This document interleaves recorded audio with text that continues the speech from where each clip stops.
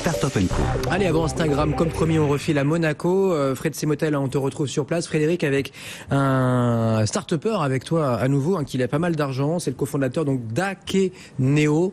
Donc voilà, tu es à Monaco, Frédéric, tu me confirmes. Le salon One to One, le salon du e-commerce. Bonsoir à toi et à ton invité. Frédéric, Monaco. C'est à toi. Oui, Sébastien, je suis ici à Monaco au salon One to One e-commerce avec Frédéric de Gombert. Bonjour.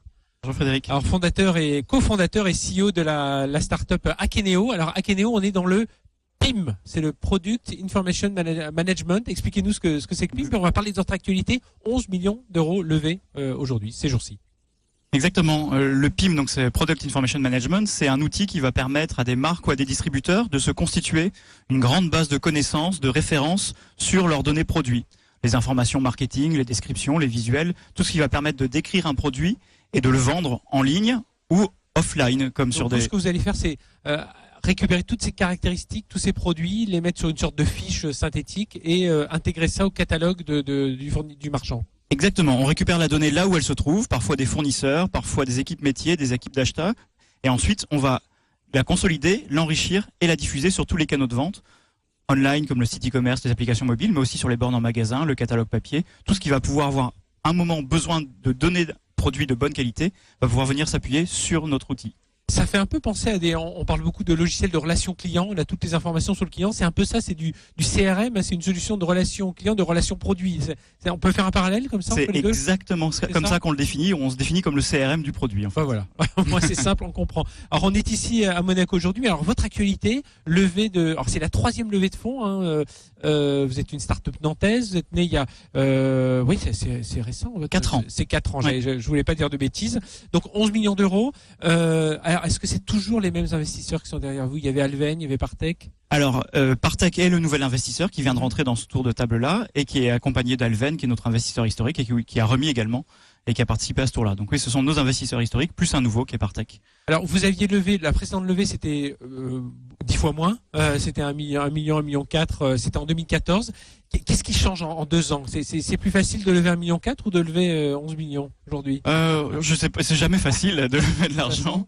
Mais non, ce qui a changé, c'est l'attraction. C'est quand on avait levé il y a 2 ans, on en était au tout début de l'activité. Notre logiciel, on commençait tout juste la commercialisation. Là aujourd'hui, on a quand même plus de 120 clients, plus de 60% de notre activité à l'international.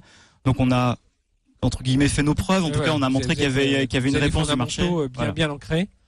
Et donc là maintenant on accélère. Donc l'objectif c'est d'accélérer. Alors l'objectif avec cet argent-là, c'est accélérer où? C'est accélérer à l'international. Vous êtes déjà implanté, vous venez de nous le dire, mais voilà, c'est s'ancrer davantage à l'international. C'est continuer à s'ancrer à l'international. On a effectivement développé pas mal les US sur les derniers mois et on veut continuer à mettre un petit coup d'accélérateur sur le marché américain.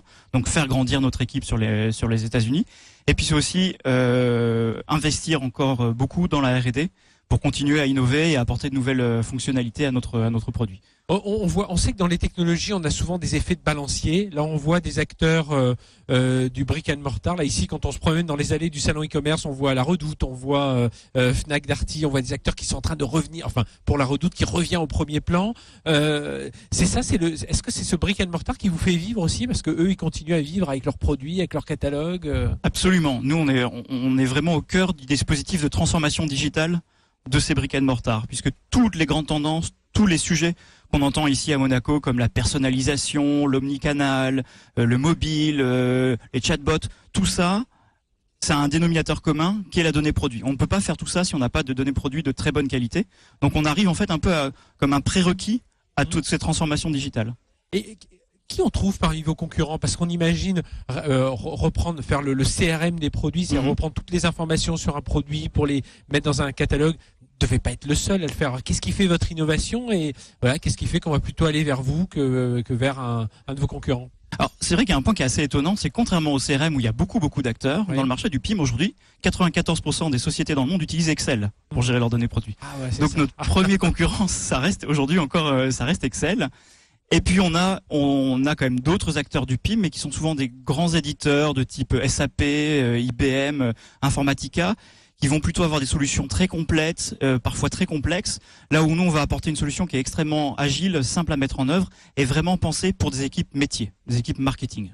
Alors aujourd'hui, le PIM, on parlait un tout petit peu techno, c'est de l'open source. Oui. Ça veut dire que vous êtes une petite centaine, enfin 80 personnes à peu près. Il y a beaucoup de développeurs dans vos équipes. Nous, il y a 50% de l'effectif aujourd'hui qui est. Frédéric de Gombert, pardon. On a environ on a 70 personnes et on a environ 35 personnes sur l'équipe de R&D aujourd'hui. Et l'avantage d'avoir une solution open source, c'est qu'on a aussi une communauté de développeurs qui ne font pas partie de la société, mais qui contribuent à l'outil. On a un peu plus de 2500 développeurs qui ont contribué à un moment d'une manière ou d'une autre. Pas au sein de la société, mais qui viennent amener des petites briques justement sur cet outil. Aujourd'hui, parmi vos clients, on retrouve qui voilà, quel est j'allais dire entre guillemets le panier moyen de vos clients? Comment ils intègrent Alors on est présent dans tout type d'industrie, aussi bien la grande distribution avec des gens comme Carrefour, Auchan, Leclerc, dans le bas mode avec Eram, Pimki ou d'autres, le bricolage, et puis parfois des milieux un peu moins attendus comme l'immobilier, la banque, qui même s'ils n'ont pas forcément des produits au sens où on l'entend, ont quand même des produits bancaires par exemple à modéliser et à diffuser. Donc on est vraiment partout là où il y a des produits. On est là. Voilà. Alors Frédéric de Gombert, donc CEO de Akeneo, vous me dites avec ces 11 millions d'euros levés ces jours-ci, c'est aussi pour s'ancrer davantage aux États-Unis. C'est la bonne année pour aller aux États-Unis là quand on entend voilà toute l'ambiance actuelle, le protectionnisme, même pour les petites boîtes, ça va pas être encore plus difficile pour vous? Alors, je pense que ce sera pas plus difficile pour nous, parce que déjà on embauche des Américains, oui. et donc la tendance actuelle fait que c'est plutôt encouragé. Et au contraire, je pense que de plus en plus, ça va contribuer à l'essor des petites PME et moyennes PME américaines, qui sont aussi énormément dans notre cible.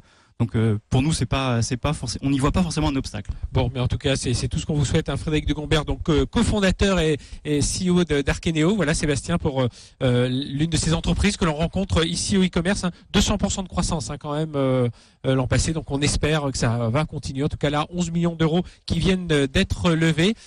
Sébastien, on quitte Monaco et on te retrouve à Paris avec toute l'équipe de Tech & Co. Oui, Frédéric, merci. Effectivement, on est ici avec Instagram tout de suite, donc sur BFM Business, l'équipe d'Instagram, en tout cas celle qui dirige l'Europe du Sud, le développement donc chez Instagram, filiale de Facebook. C'est parti.